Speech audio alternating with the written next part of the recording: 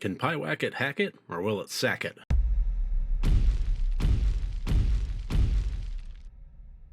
Hello, and welcome to RotD Review of the Day, and I need to apologize before I get into what movie I'm going to be reviewing today and go into the details of that. I want to apologize because I am going to be getting some new equipment and new microphone, new light, things like that to kind of further enhance this experience and continue on improving my channel, which I always want to be moving forward with. I couldn't really see spending any kind of amount of money, though, until I also in tandem fine-tuned and tweaked color settings, frame rate settings, recording settings, editing settings, all sorts of export settings. I'm really working on refining that and nailing that process down. I mean, it doesn't do me any good to drop hundreds and hundreds of dollars on new equipment if the settings and toggles that I'm choosing in my software don't make any difference. So up until I get that equipment, and probably for some little time after that, each video that's probably gonna be coming out between now and then is probably gonna have some tweaks to it and be a little bit off as I just continue to dial it in and really work on the quality that is showing up for you. So moving on. The movie I'm reviewing today, this is a spoiler-free review of the movie Pyewacket. It came out in 2017, written and directed by Adam McDonald. And when I first started watching this, it reminded me a whole lot of Open House, which is a movie I reviewed about a week or so ago. So it's still very fresh for me, and ultimately it did deviate from that a lot. Not that I thought it was a copycat, it's just so many things were in parallel at the beginning that I couldn't help but draw the comparison there. But let's just go ahead and get right into the scoring system. As always, 5 different categories, each category worth up to 20 points for a total possible score of 100 points. And the plot of this film generally follows thusly. A mother and her teenage daughter. The movie starts with, apparently, you get the sense of it. It's good about showing and not telling that they have lost their husband and father, respectively, and the initial trials that are happening from there. And the part that was paralleling Open House for me was she decides to move up north, take her daughter with her, get out of the house, get out of the situation where she couldn't reconcile the old life versus the loss and move on. And her daughter is basically just in tow, much to the anger and ire of the daughter. She doesn't want to move. And that's pretty much how it starts out. And there's a lot of deviation from there. And what winds up happening is the daughter, in her frustrated state, takes it upon herself to engage in some witchcraft that she had been kind of dinking with a little bit, and then things get out of hand, as they tend to. So the issue that I have with this movie, and I overall I did enjoy it, but here's the thing. I enjoyed it as a movie, but not as a horror movie. The nature of what was going on and any kind of supernatural, horrific element didn't even happen until well into over halfway through the movie. About the time that things started to kind of take their turn, I purposefully looked at the running time, and for an hour and a half long movie, I was hitting 45 minutes. And so there's just a big dry spell that was going on there. And then there's issues that I have as far as the relationships between the characters that, in terms of motivation and character development, and I'm not going to discuss them here because I think that's going to get into spoiler territory, so I will be discussing them in the deep dive discussion video that'll accompany this one. Regardless, I thought that the nature of this as a movie unto itself, without categorizing it, was overall kind of decent. As a horror movie that was, that it's supposed to be bringing the scares, it fell down a bit. So I gave this a plot of 11.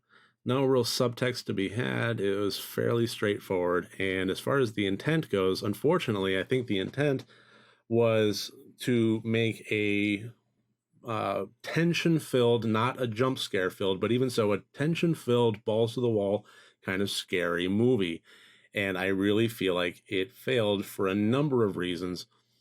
The first half I felt was very dry.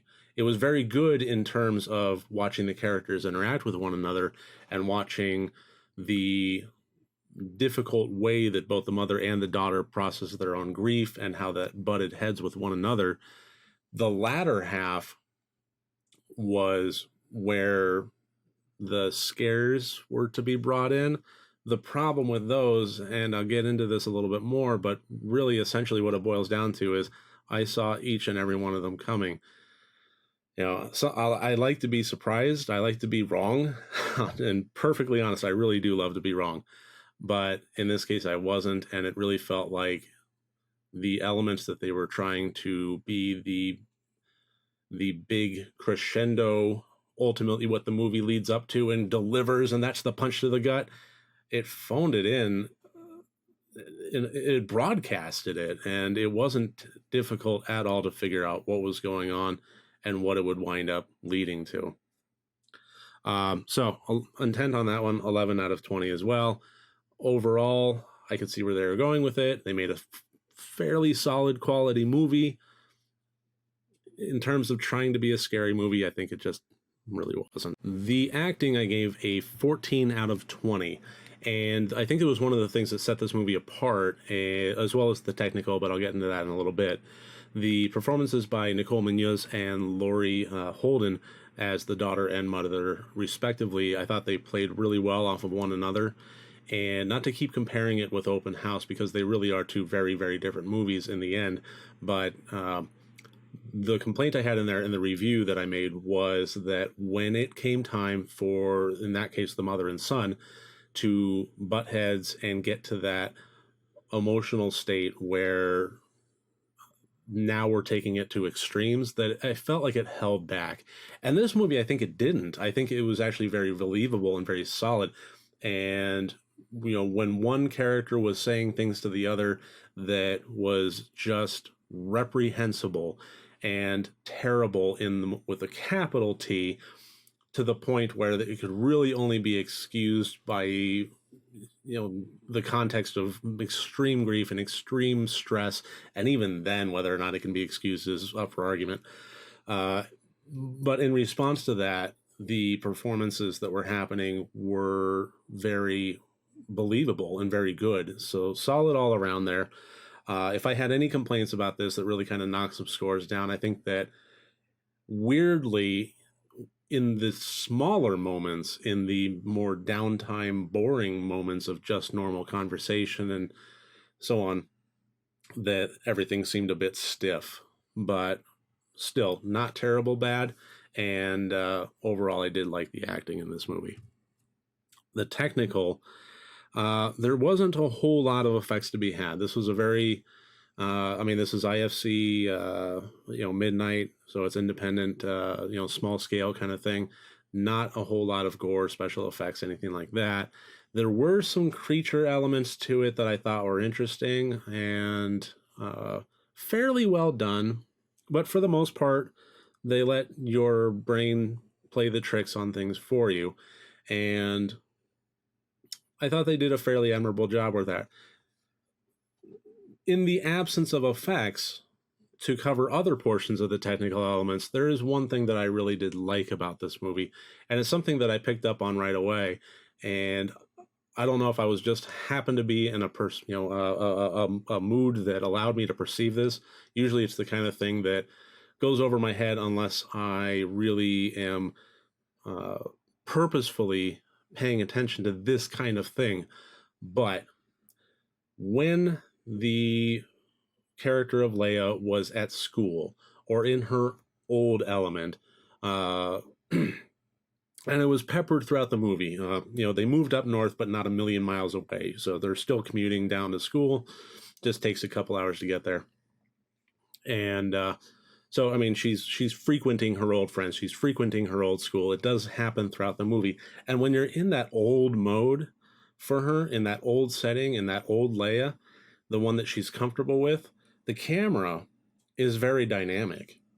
There are moments in which the camera is moving behind a school bus, and then the character comes through, and then it rotates around her and then centers in on the car that she's getting into, and then lowers everyone. It's a choreographed dance between the cameraman and the actress, and I thought it was very well done. And there's a bunch of moments like that when she's in her old environment. And when she's in her new environment, moving up north and going to the house, and a lot of the scenes in the house, it's very static. And I think that that lent a lot of imperceptible notions of her comfort level with her old life that she wanted, and her discomfort with the new life that she doesn't. And it was a very subtle thing, but I think it worked really well, and I happened to notice it, and I'd appreciate that. So there were some good technical moments with this. I gave that a 16 out of 20. Overall, pretty solid on the technical score. Not a whole lot of complaints to be had there. Fear quotient, a whole lot of complaints to be had there.